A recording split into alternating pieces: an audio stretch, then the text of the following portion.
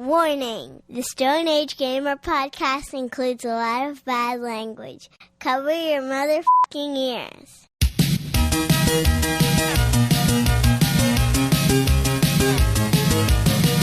Good evening, or morning, and welcome to the Stone Age Gamer podcast. I'm Kris Randazzo, and joining me tonight is calcified diverticula, Dan Ryan.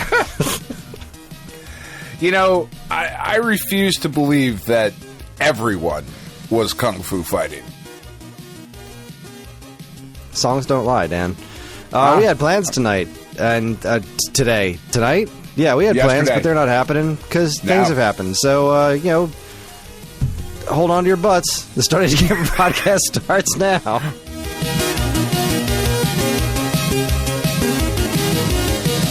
Buckle up, Buttercup. Hi, everyone. This is episode 580. It's the week of August 22nd, 2025, and welcome.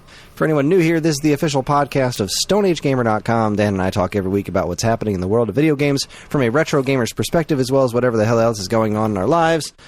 Speaking of which, how you doing? How was your week? I mean, it was okay. It was all right. You know, I don't know, because we're recording this at what time? It's now 8:47, Saturday morning, right? Yeah. Now, don't hate it. I mean, I do. Mostly because I was up late last night anyway. Because I just pounding away. No, we decided to watch Until Dawn last night, because I was like, all right, well, like, we're not going to record the podcast, and like, we went and did a bunch of stuff yesterday and had a wonderful day with family and all of that. But then we decided to watch Until Dawn, the loosely based on the PlayStation game, and it was a really good movie. They should have called it something else, but it's just, there was just some absurd nonsense that happened, and then, like, it's the kind of movie where after you watch it, you have to, like, sit there and talk about it for a little bit. It was a lot of fun, but now I'm tired. And I'm having coffee instead of beer, so, but I'm only like half a cup in, so. Kind of just surprised it's instead of in addition to. With. Yeah. Well, I mean, there's whiskey in the coffee. It's Irish coffee, obviously. Come on. How was your week? Or do you want to save that for later? Do you want to just... Yeah, I'll just tell the whole story later, because otherwise then we're just going to, dump a bunch of nonsense on the top of the show. Sure. I will say that we got a $780 electric bill, so... Oh, that was cool. Sweet. That's pretty close to ours. Did I tell you ours last week? Yeah, yours was in the 847. Yeah. And I remember, like, we hadn't gotten our first ass pounding yet. Our first fuck you bill yet? Yeah. Went through this. That kind of sucks. But we paid it because we're on auto pay. Now our bank account is crying tears of blood and it's sorrow and sadness and despair. Yeah.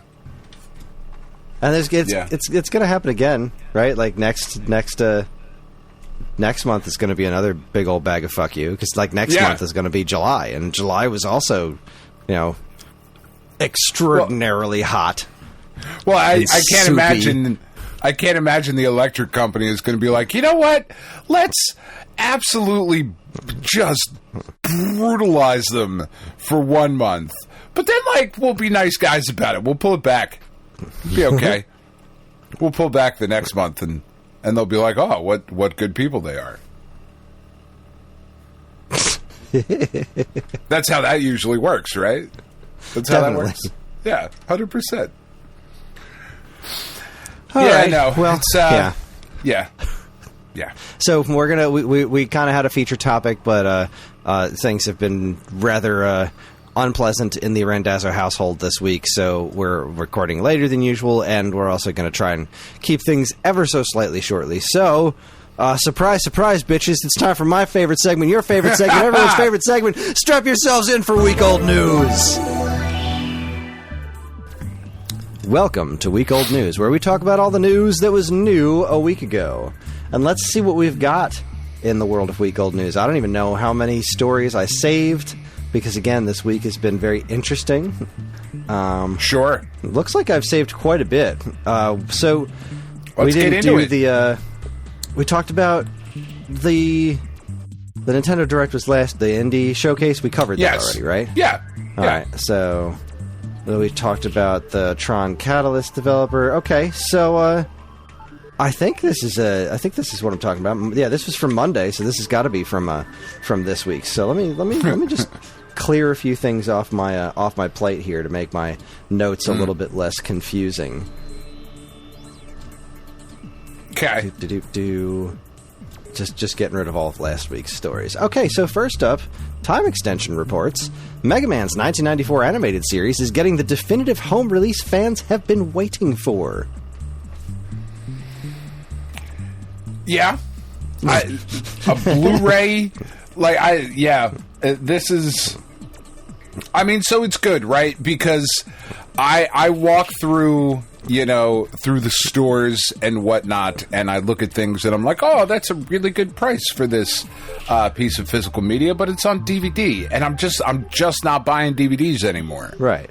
Now, this is on I'm just never going to buy a DVD. So this says, in the past, the series has had a few different physical home releases, with the latest being Discotech Media's 2014 DVD. However, it appears over the last year, Discotech Media has been working behind the scenes with several members of the Mega Man fan community, including the Mega Man news database news website Rockman Corner, with the goal of providing much more comprehensive home release of the original DVD box set, this time on standard edition Blu-ray. So it's got a whole bunch of, there's just a whole bunch of care put into it, and I believe somebody that works with me at Nintendo Force was involved in this. Because, they just recently did that Street Fighter one, right? The Street Fighter animated series. Yeah. And that was, they got Matt McMuscles to, be involved in its production. So, let's see. I'm trying to figure out if this is what I think it is. Either way, I'm fairly certain that some of the fine folks who write at Nintendo Force with me were involved in this. But seeing as I am woefully unprepared for this, I'm going to go ahead and keep my mouth shut and just say that regardless of who is involved, this is still really freaking cool. And I don't know that I'm going to be able to swing it, just because money's tight and I don't specifically need it, but I love that it exists. And if I did have, extra money, this is the kind of thing that I would absolutely throw my money at. Yeah. This looks cool. And this card, that's the thing, I'm not going to go back and watch this show very often. I'll watch it for this podcast, but I'm not going to casually watch old episodes of Mega Man just because I want to marathon it. It's a fun show, and it was great when I was a kid, but it's not... I don't find it as rewatchable as an adult just for when other TV exists. There's just so much else out there. But I really am very curious about the extras, the behind the scenes footage and all that kinds of stuff. I'm very, very curious about that. So hopefully it lands on the internet in some way, shape, or form. I am sure it will. Yeah, it's the internet, for crying out loud. That's how it works. Yeah. That's how we do things here. That's how Dad did it. That's how America does it. It's worked out pretty well so far. Pretty well. Go Nintendo reports Super Mario Bros. Speedrunning record set, shaving 5 seconds off the previous time. Holy cow. That is gigantic. I know that doesn't sound like very much, but...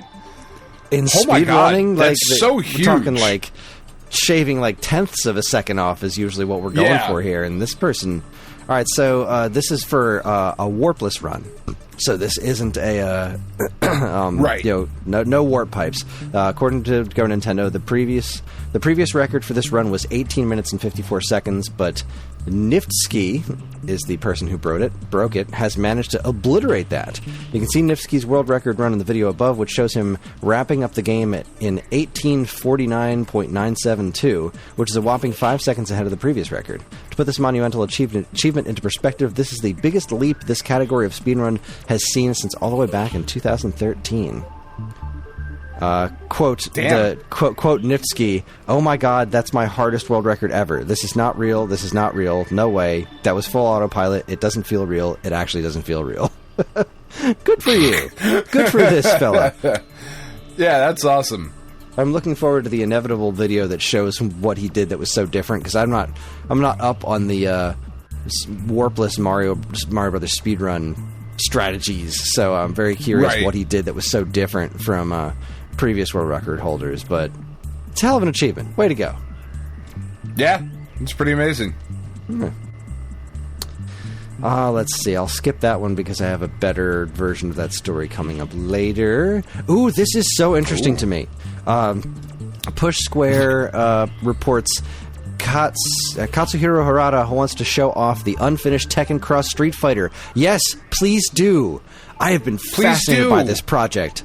I'm so sad that it never came to fruition. But for anybody who doesn't remember, during the Xbox 360 PS3 generation, Namco and Capcom did this game trade thing where they did Tekken Cross Street Fighter and Street Fighter Cross Tekken, where they did Capcom did a Street Fighter style game that had Capcom and Street Fighter and Tekken characters, but then Namco was making a Tekken style game that had the Street Fighter characters in it, and unfortunately their game just didn't happen, which has always been really sad to me because it seemed like a really neat idea. Now, granted, Street Fighter Cross Tekken didn't come out, I think, the way a lot of people wanted it to. Especially the competitive scene really did not care for that game at all. Let's see. Now, yeah, I mean, it really was just okay. Yeah, it was. I loved the look, but it was okay. Didn't stick the landing, and I can't remember all the technical reasons why. It's been a long time, but I remember it being like, all right, cool. But the Tekken, the Tekken one is the one that I was super interested in because seeing a proper 3D Street Fighter seemed like a really interesting idea because the EX games are cool, but I'd like to see the Tekken team. I'd like to see their take on these characters. Let's see. Now speaking with Destructoid, Tekken boss Harada has hinted that he wants to publicly show the progress his team made on the project. Quote, "I would like to show people what we already have. That would be cool if we could do that. We were 30% into development, so fingers crossed." Oh, that would be so cool. Yeah, I mean, that really sounds like I'm trying to stoke the fires to get this project restarted. Oh, don't give me hope. I mean, but that's what that sounds, right? Like, I'd like to show everybody what we have, yeah, maybe. Okay. Why though? Just to tease us? You could have had this, you fucks. There's always a reason for this kind of shit. So he says, quote, "We have so many more moves than a typical 2D fighter. So much more work is involved in trying to do that with a 3D game. It's probably a ways off if it were to happen, and so probably not in my working lifetime. So that's something that the next generation can decide." Love that. Neat. So I hope that happens. I love seeing canceled games and taking a look at what could have been, even though it was not. Yes. Yes. Moving right along, Nerdist reports Animal Crossing comes to life with 42-acre island Lego build. Did you see this thing? I did not, but that is absurd. Let's see. Beyond the Bricks stopped by one of the best builds at this year's Bricks Cascade 2025 event held in Portland, Oregon. The Lego 42-acre Isle by Becky Clapshaw took home second place in the People's Choice category for good reason. This sprawling creation, which includes tributes to her kids and grandkids, is based on her own island in the game. It matches the game's size and features different areas, including homes, a museum, town hall, stores, and an airport. It's also loaded with fun details and minifigs that invite Animal Crossing fans to do exactly what they love most. You can hang out experiencing the joy and peace of this world. It's really freaking cool looking. I mean, it's my understanding that it didn't involve any of the sets. This is just, she made this, not out of the existing Lego Animal Crossing sets, I think. That's awesome. I'm looking at it right now. That's super cool. Yeah. And it came in second. Yeah, so what came in first? What came in first? I don't know. I'm trying to pull that up right now, too. Trying to whip it out. Hold on. Whoa. Once Upon a Time display. Oh, boo hiss. It's just a bunch of old shit. It's got castles and tapestries. This is a castle, isn't it? You have tapestries, don't you? This is a castle, and we have many tapestries. But if you're a Scottish lord, then I am Mickey Mouse. Punch. As you should, to solve most of your problems. This first place thing is impressive, but it looks like it's whatever. This Animal Crossing thing is way cooler. I agree. To be fair, though, I don't know that I would know that this is Animal Crossing either. Like if you didn't say it was Animal Crossing, I would know immediately. Well, there's no mistaking those roofs. Way bigger nerd than I am. Well, yeah, if you've spent any time with Animal Crossing, these are the roofs and the house shapes are immediately. There's a freaking Nook's Cranny sign. How would you? Okay, I know what I'm saying. Look, you dick. What I'm saying is that if I didn't know Animal Crossing and I'm here at the Lego convention, I don't know that I would be like, oh, that's on a video game thing. Like, that makes it cool, you know? I still think this is way more impressive than the other one, but... It's got cabin. There's lights and shit. It's really cool. What a nerdy bitch, though. Jesus. God damn it, Becky. Nailed it. Nailed it, Bex. Oh, shit. Okay. Kotaku reports, don't do what this woman did at Chuck E. Cheese last week. Go there, eat there, be there. Like what? I'm just going to read this, okay? Because it's beautiful. Okay. An incident at a Burbank Chuck E. Cheese on August 7th is a useful PSA for what not to do at the kids' arcade chain. An adult woman snuck into the snow day game meant for very small children and got her arm stuck in one of the holes. I guess she didn't want the game to end. How many firefighters does it take to get an arm out of a snow day game at Chuck E. Cheese? At least 6, it seems. It was around 3:30 p.m. last Thursday when the unidentified woman became trapped inside the large plastic arcade game, NBC Los Angeles reported. The Snow Day game revolves around putting plastic balls into a central hole. A suction tube then pulls them up and spits them back out at the bottom of the machine. The higher the score, the more tickets you get for prizes. At no point do you need to stick your hand inside the hole, let alone your whole arm. You might be thinking, wow, that sounds like a really boring game. And you'd be right. It was created to fill, quote, an underserved age gap in our industry, i.e. to be something even a 2-year-old could have fun doing. The local fire department was called and apparently dispatched at least 6 people to the Chuck E. Cheese to witness the third-degree shame firsthand. Video from the scene showed one person seemingly trying to take the machine apart, while several others stood around and contemplated the, quote, place where a kid can be a kid. Quote, we prioritize children's safety above all and have verified that the game poses no risk to our young guests, a Chuck E. Cheese spokesperson said following the incident. The design prevents children's arms from reaching the area in question. There was no injury to the young adult or any children, and the family continued to enjoy an evening of fun with the family. While everybody else looked at him like, you fucking twat. What's wrong with you? And there is what indeed video footage to do. of this woman in the machine, like, just arms stuck in the machine, living the dream. Why? Fantastic. Why do that? I don't know. I have. Don't be like that. Don't be like that. If you can be away, don't be the grown adult who goes to Chuck E. Cheese and breaks a machine by stuffing your arm all the way inside of it for some reason. And cheats? Like, what are you doing? Stop it. I could do better than these 6-year-olds. I could top that. These kids are fucking morons. Like fucking amateurs. That's a weird flex, but okay. Bold strategy, Cotton. We'll see if it works out for him. Is bold the right word? Yeah, it's something. Moving right along from that feel-good piece of the century, Go Nintendo reports Ponkel announces Vampire Survivors the board game. Yeah. I'm confused and excited. Each game takes just 45 minutes, over 30 unlocks and evolutions. Each run only makes for a stronger survivor for the next battle. Appearances from fan-favorite characters, including, and most importantly, Poe.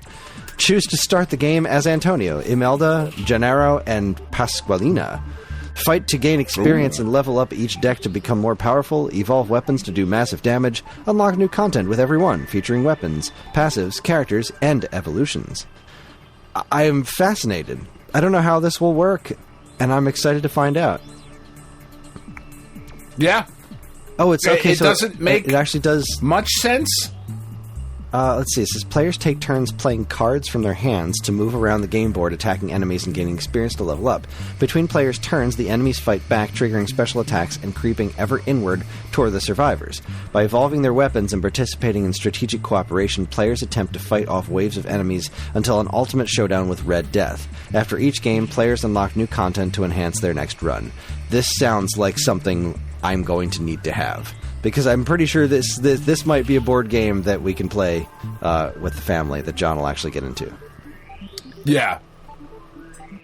Good for them. I'm so glad this game is taken off. I'm in. The other one that they published or whatever, what the fuck is it called? Jesus, I bought it and have not played very much of it because it's fine. I'm trying to look it up in my Steam library now. Berserk or Die? Wow, we both found that at the exact same time. Sexy. It's fine. It's fine. Oh, like, right. That game with the keyboard bashing banging game. on your keyboard and like, which sounds super fun and like you don't actually have to bang on the keyboard, but like, it's fine. It is not going to capture people the way that Vampire Survivors has. Just put it that way. I never imagined that it would. Well, that good for them. Keep up the good work, fellas. Let's see. I'm on their website. It says a solo dev stroke of luck somehow turned into a 25-plus person game dev adventure. We make allegedly fun games for fun, but really we only made Vampire Survivors. Love these guys. All right, Time Extension. This is sad. Time Extension reports, it truly breaks our hearts to share this news. Retro publisher suspends U.S. orders. French retro game publisher Broke Studio has announced that it is suspending all orders to the United States following new customs regulations introduced between the U.S. and Europe. So we're gonna keep seeing this kind of stuff as they it's not getting any better. It's not getting any better. Yeah, we're bringing in all this record profit. We're bringing it all in. Yeah, and thankfully it's all trickling down. It is. Yeah. Well, I mean they're bringing it in from the down, so obviously it should filter its way back down, brighter and cleaner than ever. Yes. That's not how tariffs work. Anyways, Nintendo Life reports... move on. Last story. Nintendo Life reports Bubsy in the Purrfect collection slinks on the Switch this September. Yes, not just the Switch, but several other sites, several other consoles as well, but this was from Nintendo Life. This is a thing of beauty right here, is what this is. It is a thing. It Beauty certainly is a strong word. I am far too broke to spend $100 on the fancy, super double fancy edition, which makes me sad because there are a lot of things in here that I feel that I should have, like the low poly Bubsy 3D figurine, the spinning ball of yarn pin. Stop it. No, I want all of it. You're the problem, Kris, you're the reason that they keep doing shit like this. I unironically like the original game and am utterly fascinated by its follow-ups. It is still not the perfect collection because it does not include Super Bubsy. So it's the name is a misnomer, which will never not bother me. You were this close. You had almost all the classic Bubsy games. But without Super Bubsy, it's just not the perfect collection. You're right. Although this does include the Impossible Edition that you are talking about, does include an individually numbered certificate of authenticity. Goddamn right it does. Ugh. Yeah, sorry, $149.99 is the Impossible Edition. Whereas that is the standard one is $34.99.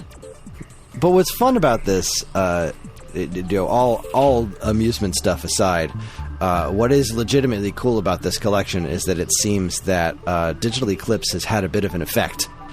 So this is a limited run joint doing this with their Carbon engine and stuff, and they are including a bunch of behind-the-scenes footage and interviews very similar to what we've been seeing from the Gold Master series. Now, I don't think it's going to be an interactive timeline like they were doing, but they pulled out the stops on this collection, which is fascinating to me. Like, Bubsy as a character, like his history and what went into his design, whether or not the games are good, and that's not really a question, they're not. I was going to say, whether or not? The history get into some clickbait territory here. What's good about fucking LRG celebrating Bubsy? Nothing. Now, the historical significance of this character, which is a visible representation of the culmination of the mascot wars from the old days. Like, that's interesting stuff right there. So we've got the Super Nintendo and Genesis versions of Bubsy, which are called the Super version and the Mega version. I like how they skirt that issue. Then you've got the Super NES, Genesis, Game Boy versions of Bubsy 2. You've got Bubsy in Fractured Furry Tales for Jaguar. You've got Bubsy 3D for PlayStation. But what's also super fascinating is the Bubsy 3D... What is it called? It's got a silly-ass name. I can't find it now. So they made a corrected version of Bubsy 3D. Okay. So maybe I'm being a little bit too. Oh, it's got the Japanese version of Bubsy 1 as well. That's neat. Bubsy 2. They call it Portable Fractured Furry Tales. Bubsy 3D, that'll play in both 4x3 and native 16x9. And then you've got screen filters and various game borders, which is adorable. Save states and rewind, which will actually make these games playable. And then, there it is. Bubsy 3D Refurbished Edition, featuring full analog controls. Oh, shit. Never mind. I'm back in. Which will basically make Bubsy 3D. I don't think it'll make it good, but it'll make it playable. Because that was kind of the problem with Bubsy 3D, is it was being developed. If I remember the story correctly, it was being developed around the same time as Super Mario 64, and they just couldn't crack the code of the 3D of the 3D platforming, which is why there was it was doing quote unquote impressive stuff before Mario 64. But then Mario 64 happened, and it was like, oh, that's how you do it. This is way better. I'm fascinated. I can't wait to get my paws on it. Oh boy. I was wondering, as soon as you said I can't wait to get wasn't sure which way we were going. I was thinking about it the other day. I saw a Reddit post, and it just made me think about it. With this Carbon engine and the stuff that Limited Run Games does and whatever, I figured out the collection that I want to see from them. I know the one, and I would buy it in a heartbeat. I think everybody else would too if it got the full Karateka documentary thing, and that's the fucking LJN Games collection, which I know is impossible with licensing and all of that shit. But that's the one I want. I would love that. That's the one I want to see. Like all the fucking, just what the fuck happened with some of that shit? Because not all of it is terrible. And also not all of it is documented. There's so many questions about how these games happened and what went into their design. Like, some of the games are legitimately bad, but you got to wonder, like, well, what made you make those decisions? How did those decisions come to be? You know, like the story of E.T. for why Atari did you do 2600 Back is to the fascinating. Future? Yeah, why did you do that? Why did you do that? Like, Friday the 13th, not as bad as people make it out to be. Jaws, not as bad as people make it out to be.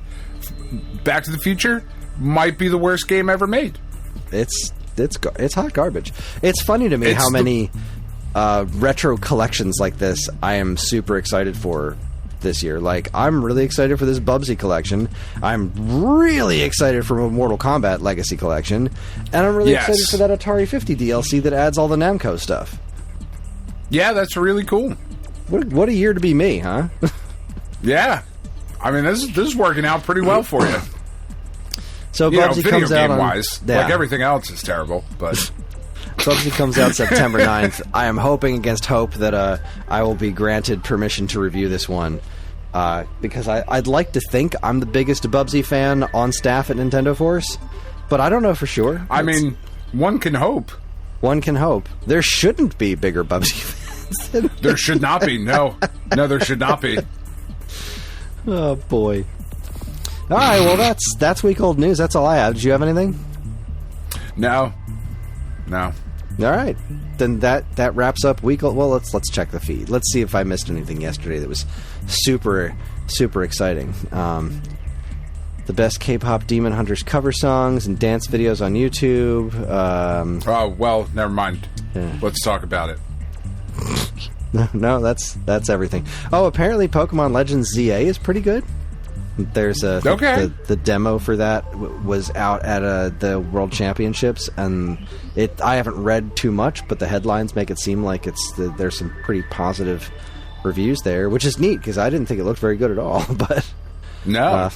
And the Sonic Mania dev has been showing off some prototype images for Sonic Mania 2 that apparently is not happening.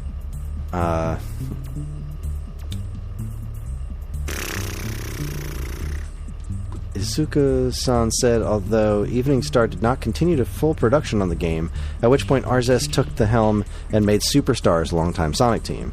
Oh. And then they moved on and made Penny's Big Breakaway. Over 2 years after it was revealed in an experimental 2D that game is supposed to be pretty good. Kind of glimpse at new positive.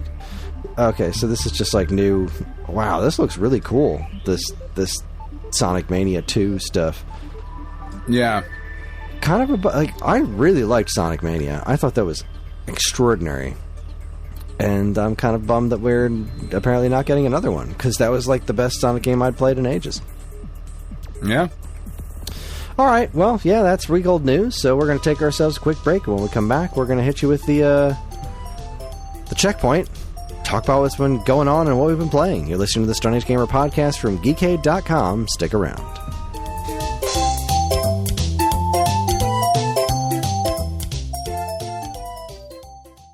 Do you miss the days when you'd get a fresh issue of Nintendo Power in the mail every month? It was stacked with reviews, previews, and all manner of cool new stuff about the world of Nintendo, and it even came with a free poster.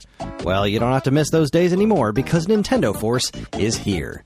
Functioning as a spiritual successor to Nintendo's classic magazine, Nintendo Force is staffed with top-notch writing talent, and me for some reason, to deliver fresh new reviews, previews, and more right to your door every other month. And yes, posters are still included, except ours are double-sided. So if you want the thrill of learning all about the world of Nintendo in physical format, head on over to NintendoForceMagazine.com and learn all about it. Nintendo Force Magazine, the force of Nintendo fans.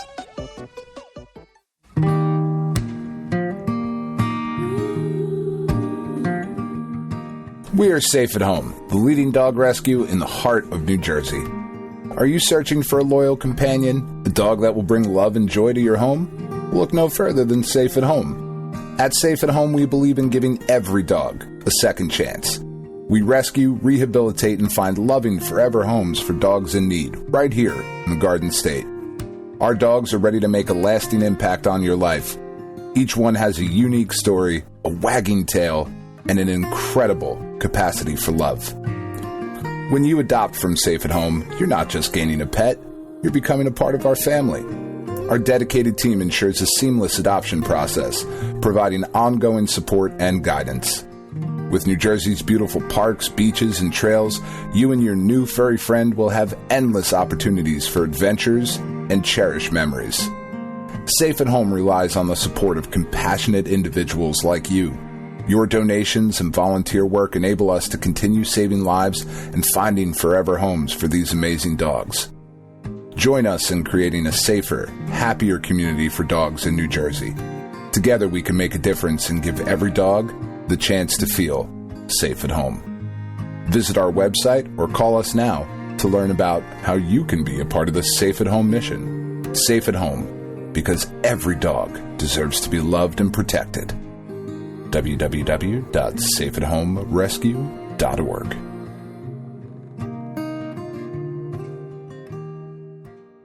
Hey, I'm Ryan. And I'm Andy. Neither of us are David Crane, but we are the hosts of David Crane's Amazing Movie Time. That's our monthly Geekade Patreon exclusive podcast that covers movies that are cult classics, weird, or just sometimes laughably bad. We ourselves have at least two of those qualities, so I guess it makes sense to hear what we think of those movies in retrospect. You can hear all that and more by becoming a Geekade Patreon supporter. And, as always, be kind, rewind.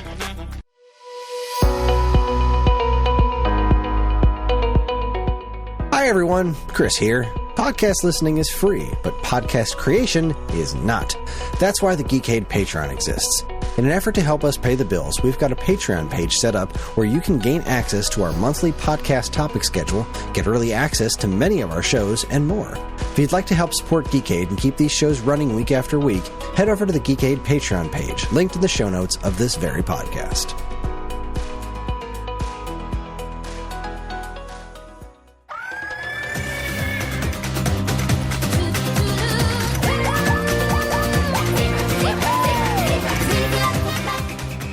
All right, everybody, we have returned. We've returned from our long and fruitful and positive break time. Yes. And it's time to see how we're doing in the checkpoint. Checkpoint! So, I feel like you should go first. You got some shit going on, Kris. I do indeed. Oh my god, I'm so tired. Oh, big stretch. All right, there we go. Whew, all right, but we're back. We are so back. We're so back. We are so back. That's what we in the industry call a callback, kids. To 2 seconds ago. That's right. Wasn't there a whole thing on that last week? Yeah. Yeah, last week and 2 seconds ago. We feel like I was crazy. Anyway, so this weekend was Fox. The original plan was for us to be recording the podcast tonight, because the original plan was for me to be going away this weekend. Right. It's Karen's mom's birthday, and they arranged this ridiculous celebration for them out in Delaware, and we were going to stay with Dean because we're fucking broke and we can't afford a hotel room. But apparently we need to roll out the red fucking carpet and go out and do expensive dinners and shit. Like, we got to do this thing. Happy birthday. It's like, doesn't matter that everybody's broke. Let's go spend a bunch of money we don't have. But we were going to save money by skipping a hotel room and staying with Dean. And then earlier this week, so a few weeks ago, my mom had surgery, and she was home and recovering. And then it was earlier this week. I think it was was it Tuesday? Yeah, I think it was Tuesday. She went to she had to go to the emergency room because she was having a whole lot of pain in her stomach. And as this was happening, this is Tuesday. Now we were supposed to leave on Thursday. I was just like, I don't feel comfortable going out of town while my mom's in the hospital. Like, I know the situation didn't seem super dire, but like it also wasn't great. And if something happened, I didn't want to be, out of town. I want to be here to help, and if things go sideways, I want to be here. So I wound up skipping the trip, which on one hand is like kind of sad because. Well, on one hand, it's like, well, that's one less meal out. It's the money we're spending out, and less time of family drama on Karen's side of the family. But also, I'm missing a ferry ride with the kids. I'm missing seeing their cousins who I haven't seen in a while, and just being around and being present. But I figured it was more important to be around and be present for my mom. So. When she went in, the notion was that she had that thing I said at the top of the episode. The calcified diverticula. Yeah, so she has like diverticulosis or litis or whatever. Diverticulitis. Yeah, there you go. Where like things can. We assumed it was related to her surgery, but it actually wasn't related to her surgery. This is just a separate ball of fuck you. She had a. Like a bit of fecal matter went through her intestines, and it calcified and then punctured her bowel. So she had air in her bowels, and that's what was causing all this pain. But they didn't want to open her up again because she just had surgery and she's recovering from that. Right. So they were hitting her with a bunch of antibiotics to try to... like a super hard dose of antibiotics to try to solve this problem, because if they could get rid of the diverticulate, the poop square, the calcified fecal matter, whatever that is, if they could get rid of that through the antibiotics, then they could like robotically fix the hole in her bowel instead of having to open her up. And if that didn't work, then they were going to need to open her up, and she'd probably wind up with a colostomy bag for a little while. Which is not what anybody wants. No, certainly not. So I stayed home while Karen and the kids went away, and have sort of been enjoying the house to myself, which is always nice, but also I'm here by myself. Stressful. Trying to take care of the things while she's gone, including like taking care of my mom's dogs, and like I went over and did my mom's yard work yesterday because her front yard was looking pretty overgrown, so I went and took care of all that. Yesterday, they finally said that she was coming home. She was hoping that she was going to be home on Thursday, and because everything was moving along, everything was progressing the way that they wanted it to. Like the surgeon was happy with her progress, and they were going to send her home on Friday. So she came home on Friday, and we were all happy to see her. The dogs were happy to see her. She was still like moving real slow, but she was there. She also smelled terrible because it had been days in the hospital. So she decided that she was going to take a bath. And then she got hit with just some excruciating pain, and she wasn't able to urinate. And they had to have an ambulance come and take her out of the bath and get her out to the emergency room. And then my dad couldn't figure out how to use any phones, so nobody had any contact. So I wound up... After I took care of the dogs, I drove over to the ER and found them, and they gave her a CAT scan, and they can't figure out what's causing the pain. Like it doesn't seem to make sense to the doctor that she wasn't able to urinate, and that she should be in this pain. Like nothing was glaring on the charts saying this is why this is happening. So my dad and I were there till like 11:45 or whatever, and she finally got to sleep, and then we came home. And they were going to keep her overnight, obviously, and observe her, and then try to figure out what's going on in the morning. So that's kind of where I'm at. It's been a weird week of having having everyone out of the house, and so they're coming home, and I'm supposed to be in charge of. Karen taking the kids solo on this trip was rough, right? That's not the easiest thing in the world for her, is being solo with the kids for that long. So she was stressed about her going on this trip. So I was like, well, things will be fine with Mom. I'll take care of the groceries. I'm making dinner tonight. It's pizza and movie night, and we've got plans to go see the Teenage Mutant Ninja Turtles in theaters tomorrow, because that's in theaters for the 30th anniversary. And there are a few things in this world that I'm gonna spend money I don't have on, and buying tickets for me, and like Karen's going to stay home, and it's just going to be me and the kids. Right. Just save money on a movie ticket. She's had enough of them. Yes, those little fuckers. At this point. Yeah, at this point, I keep going back and forth. Like, maybe I should just skip it, which is heartbreaking to me, because it's my favorite movie ever, but it's a bunch of money. You should absolutely not skip it. It's a bunch of money we don't need to spend. But yeah, I should. Of course it is. But I have to go out there and buy the tickets, because I'm not going to buy them on Fandango, because there's a fucking $9 surcharge. Like, $9 is how much a movie theater a movie ticket should cost. You fuckfaces. It is $9 convenience fee for using your app. Get fucked all the way to hell. $9 convenience fee. So I'm going to head out in that direction and get the tickets, and I got to figure out what we're eating for dinner this week. And then I got to get to the grocery store and get all that stuff in, and I've got to make pizza dough, because we've got to have pizza for the movie tonight, which is my movie pick, and we're almost up to the Infinity War Endgame situation. We're at Ragnarok now. This is really look, Ragnarok is so good. I'm kind of wrecked because of what's going on with my mom. I did not love sitting in the emergency room for like 3 hours with my dad while my mom was just laying there, just moaning and wincing in pain the entire time, except for the few moments where she actually fell asleep. It was fucking terrible, and I'm worried. It's worried hard, about man. her, because she's wonderful. She's a fucking saint. Like, my mom is too goddamn nice, and she does too much for everyone around her, and it's ridiculous that she needs to be in this situation. She was already wrecked from this stupid stomach hernia surgery that she had to have, and now she's got this other thing on top of it. It's like, it's very I'm very angry and upset. Your mom's been through enough, and we all like her better than you.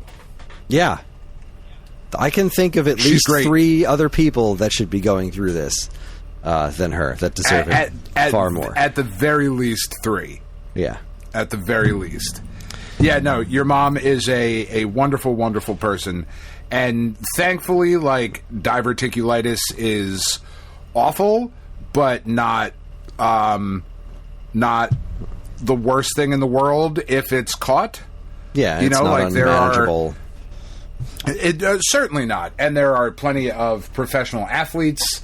I know your mom is not a professional athlete, but there are plenty of professional athletes that have gone through the surgeries and whatnot. Like Kenny Omega, the AEW wrestler, just went through diverticulitis last year, and they removed, like, I think they said 2 inches or 2 feet. I don't remember which one. Probably feet, though. That sounds way more dramatic.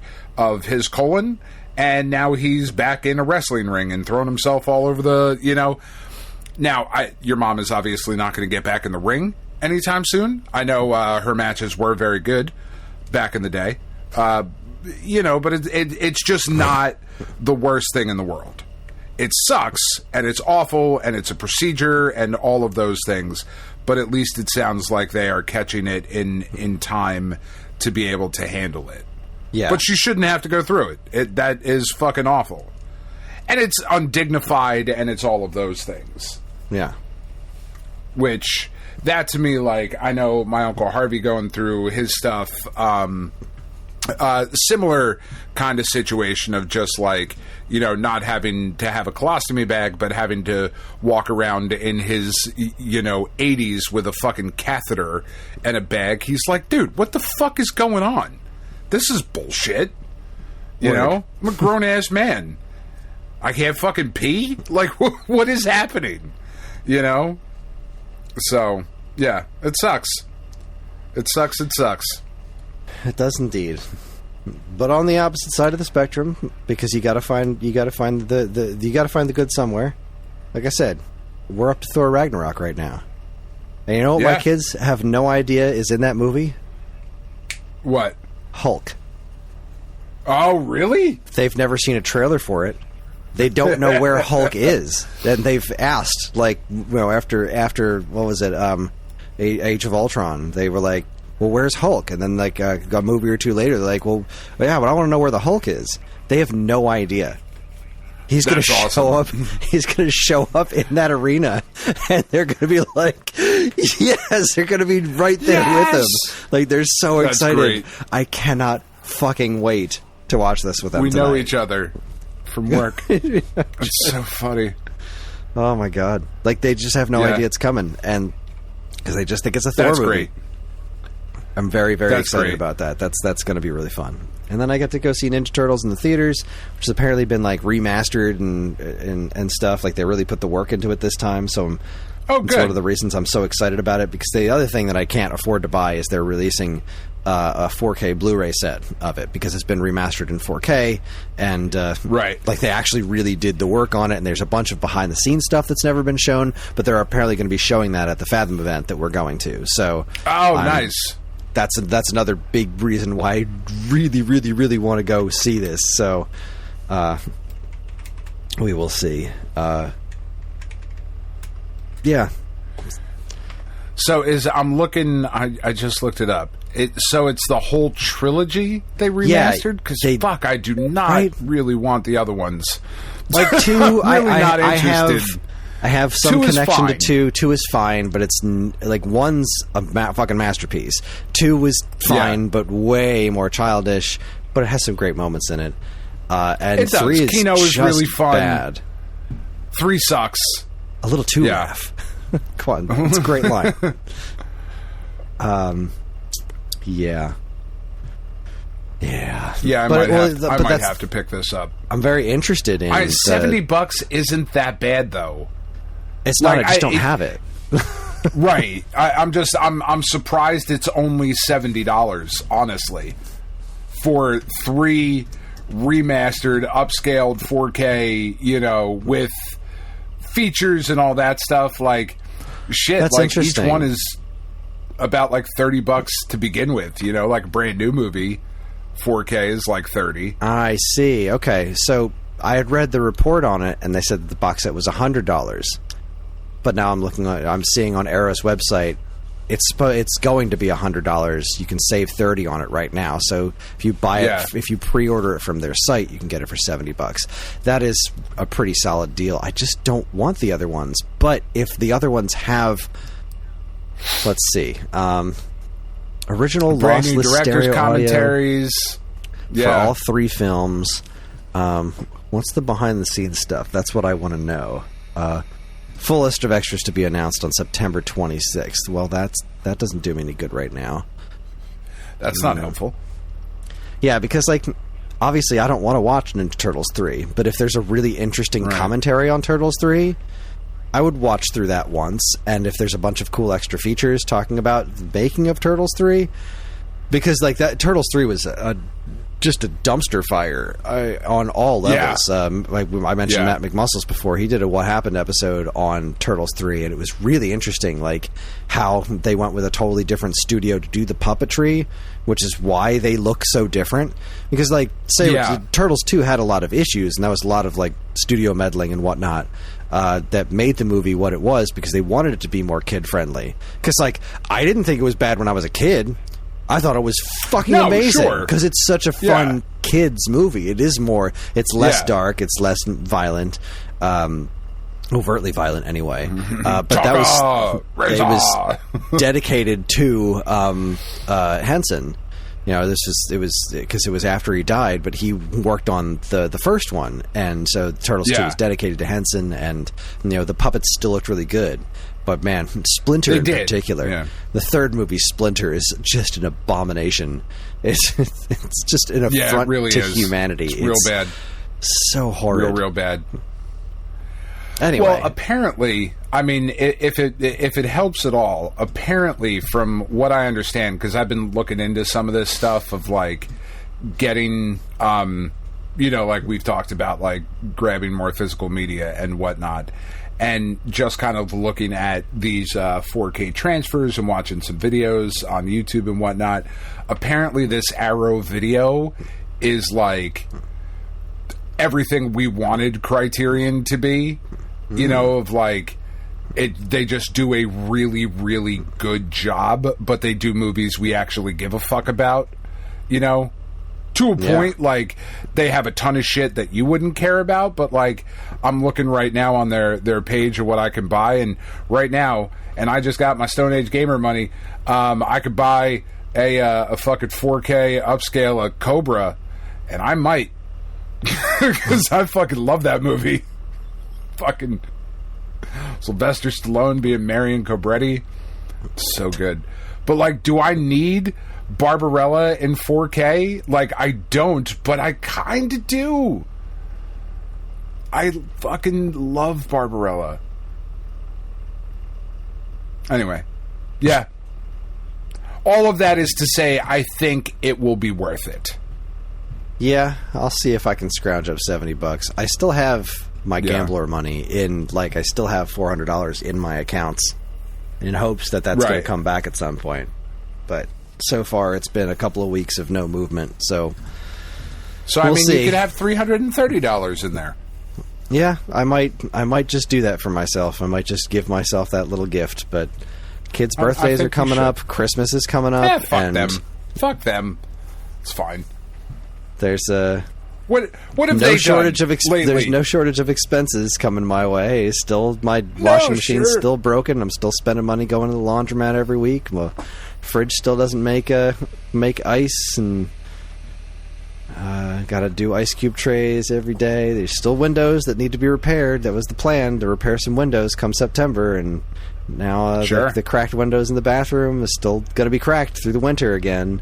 And I got at least another month, maybe two, of butt fucking electrical bills coming up. Like, yeah, we're still making the same amount of money, but life around us just keeps getting more exponentially more expensive. Exponentially more fucking expensive. Terrifying. It's not like, you know, a little bit here and a little bit there. Like, yeah, I could cancel my Netflix subscription, but that's like, you know, pissing into the Grand Canyon. That's not going to do anything. Yeah, like that's not going to help. Okay, neat. Yeah. That's good job. Well done. And 1/16 of a grocery bill for a week. Like, it's worth it. It's worth it to keep the kids happy to have access to Netflix at that point. It really is. It really is. Where else are you going to watch K-pop Demon Hunters? Oh my god, that movie rules. Yeah. Does it? It does. It's great. Like, it's not like this. The movie itself isn't this like, holy crap, this is an amazing cinematic masterpiece. And like, it tells a relatively straightforward kids movie story. It's just, the animation is fucking great, and every song is so good. The music rules. Yeah, it's what my niece, who we went out with last night, she was telling us, because she's getting married and whatnot. She's engaged to a dude in the Air Force, and he's like, you know, they're moving to Kansas, to Wichita. I was like, oh, okay, that sucks.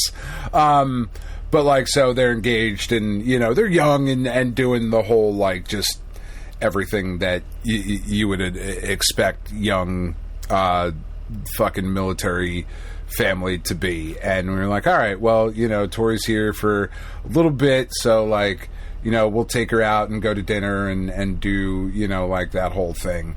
And she was talking to us about it last night. She was like, oh my god, it's so good, I walk around singing the songs all the fucking time, it's amazing. I was like, all right, dude, like, I'll put it on the list. I don't know when I'll get to it, but I'll put it on the list.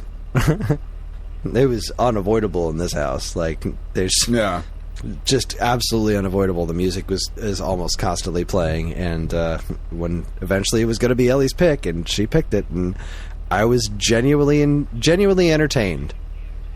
That's awesome. Yeah, cute movie, good stuff, good times. Good times. So that seems to be most of that. That's most of what's going on just house to myself, which was kind of nice. I made tuna casserole because Karen hates it, so it was my opportunity to make tuna casserole. It's bad food. It's not good. It's the cheap white trash food that I grew up with, so it was nice to do that. And I really wanted to spend more time, relaxing by myself, but I had all this. I had shit to do. But I did spend an hour or so with Bananza, and I feel like I'm getting close to the end. Okay. I don't want to. So we've been playing a little bit during the week. Because what's making it difficult to get through that game as quickly as I would like to is the kids want to play it with us, right? Like they're like, no, I want to be here for this. I'm like, all right, well, that's then be here because I want to play it. That's awesome, yeah. But I want to play it, and you're like, oh well, I'm doing this other stuff too, though. It's like, all right. So just trying to coordinate that and make that happen. But we just, I got the Zebra Bananza first, and I am now.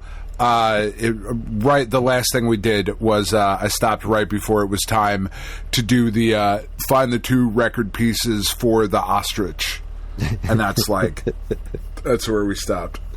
Just those designs, those Bananza designs are...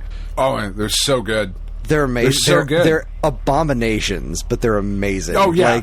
Yeah. Just looking at the ostrich in particular, it's just like, what the hell? Why? Yeah. It's fucking great. I love it.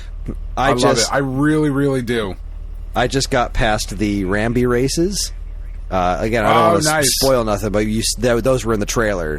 That's where Diddy and Dixie are, and that was harder than I expected. Not insanely difficult, but I lost the first match because it's not Mario Kart. It's its own thing, right? And I found a way to take a nice cheating shortcut. I was like, oh, if I had done this the first time, then that wouldn't have been a problem. And what did I just do? I fought another boss, and I think I just moved down to the next layer. But I feel like I'm getting close to the core, and because my plan is to go back and 100% it after I get through the story. At this point, yeah. I feel like I'm, I've got all the powerful moves enough to do what I need to do. I just want to get through the story and then go back and find everything. But it's hard to not get distracted by tracking down bananas. It's hard to not just be like, well, I'm just going to bash through this and all of this, and then just bash everything. And oh, look, I found a banana. And there's some more. Banana. Oh God, I love that. I love it every single time. Oh, banana! It's very fun. It's very, very fun. Yeah, it's been it's been real interesting, playing through, and kind of thinking about all right, because I know for you, right, or I don't know, I think for you, this is unquestionably your game of the year at this point in the year, right? We still don't know what's coming out, but there really haven't been other gigantic things. I mean, I suppose Mario Kart World and whatever, but I haven't played Ninja Gaiden. You've made it pretty clear, right? That's the only other thing that's jumping out to me as possible is Ninja Gaiden and Shinobi. Those both seem pretty plausible, but I mean, Donkey Kong's going to be hard. Donkey Kong's going to be hard to beat, but those could do it. I don't know. They could, for sure. But right now, I'm sitting here thinking between 3 very, very similar games in South of Midnight, Donkey Kong Bonanza, and Death Stranding 2. Almost the same experience in each one. So it really just comes down to which one did it better. No, it could not be any more different. And I'm not sure where I land. I was talking to Tiff about it yesterday, and she is still of the opinion that South of Midnight is her game of the year.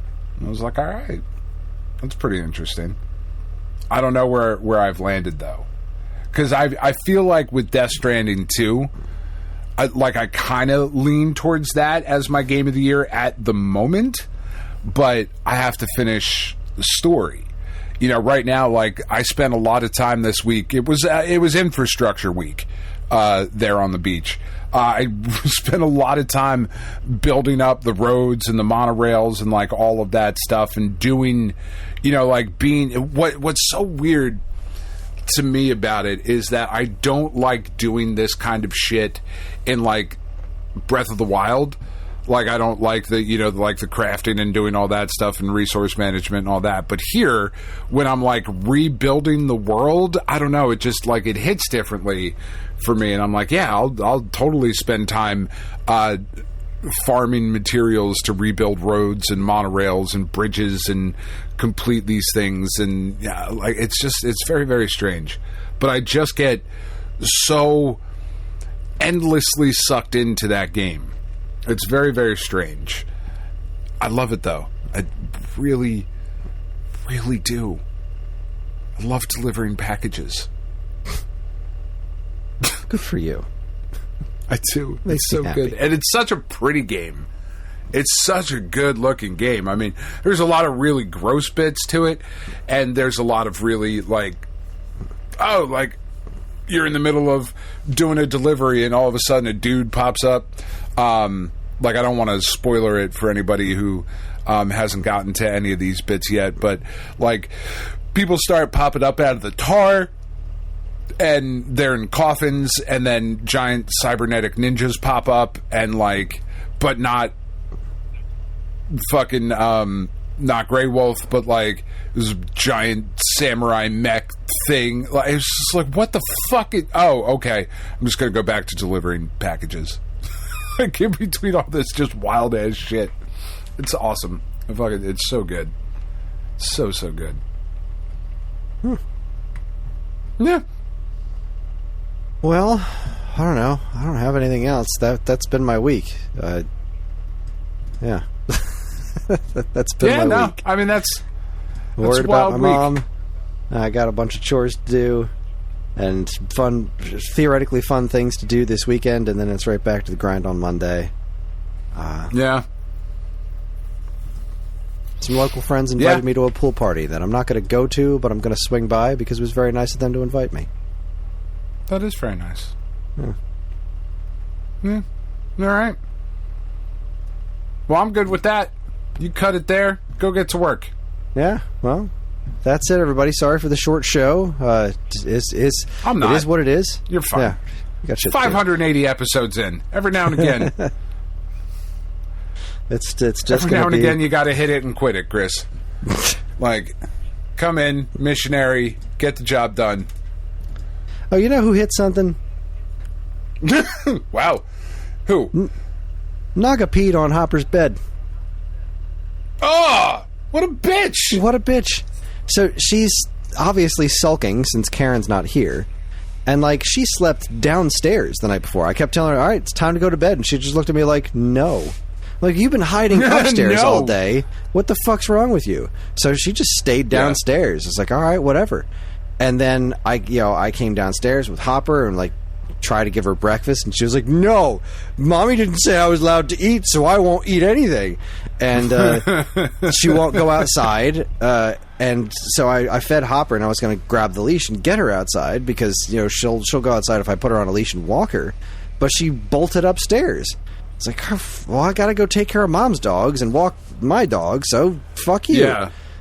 Later, so I'm out. I get back from doing all that stuff. I go upstairs and, like, I have to step in Hopper's bed to, like, get to a bunch of stuff in my room, including my closet. Yeah. And I went to get something out of the closet, and I stepped in, and it was wet. I was like, what is this? Like, did Hopper, like, because he licks things a lot. Like, he'll often get up from the couch, and there's just a puddle in front of him where he's just been licking the couch. And it's like, no, this is piss. Naga just... walked right over to his bed and was like, fuck you. I was like, what a dick move. Why are you mad at Hopper? Fuck you, Dad's dog. He does what I ask him to. This morning when he's walking around, I'm like, I got to make this a quick one. He's like, but I told you before, he's been so emotionally manipulative on our walks. Like when I want to go one way and he wants to go another way, he tucks his tail between his legs, puts his ears back, and gives me the puppy dog eye. It's like a fucking cartoon. He's looking at me like, Dad, I'm suffering and sad. Would you please just allow me this one bit of freedom? I'm like, fuck off. Joy. Please, this one tiny joy in my life.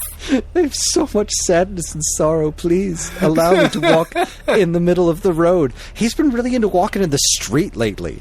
Like, we'll be walking sidewalk, the little grass patch between the sidewalk and the street, and he's just like, I'm a car, beep, beep, motherfucker. And I'm like, get out of the street, you turd.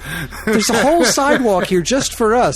And he just keeps pulling like, no, I want to walk in the middle of the road. I am one of these things. I am a car. What's wrong with you, dog? I'm talking about you, prick. Oh, you're napping the best on the couch. He's the best. I love this dog with every fiber of my being. Yeah, I'm just fucking jealous of him right now because he's curled up in a ball on the couch, sleeping. I wish I was curled up on a ball on the couch. Dick, just nose deep in his own balls. Okay, I can't say I'm jealous of that. Can't say I've ever sat and like, boy, I wonder what my junk smells like. Can't say that's ever come up in casual conversation. You're not a dog. They seem super into it all the time, everywhere you go.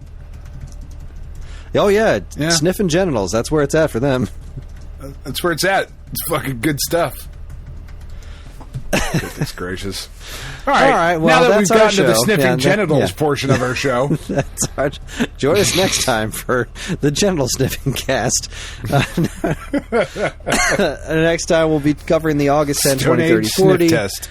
Talking about what notable game releases came out in decades past. We're on most social media platforms, and if you want to get in touch with us, we aren't very difficult to find. All it takes is a quick look at our show notes, and you'll see links to our social media accounts, as well as all manner of other fun stuff like a link to our namesake, StoneAgeGamer.com, and more useful links than you can shake a joystick at. Excuse me. If you'd like to get early access to this show's episodes, as well as a bevy of other shows in the Geekade Podcast Network, check out our Patreon, also linked to in the show notes. It helps keep this show running week after week, and all our patrons are loved and appreciated. This show's theme song, Squared Roots, was written by Banjo Guy Ollie. You can learn all about his wonderful music and more by following the link to his YouTube channel, also in the show notes. And finally, as always, we'd like to thank our intrepid editor, Evan, for making the show listenable for all you folks. We'd like to thank all you folks for listening in the first place. That's it. On behalf of Dan and myself, keep playing games.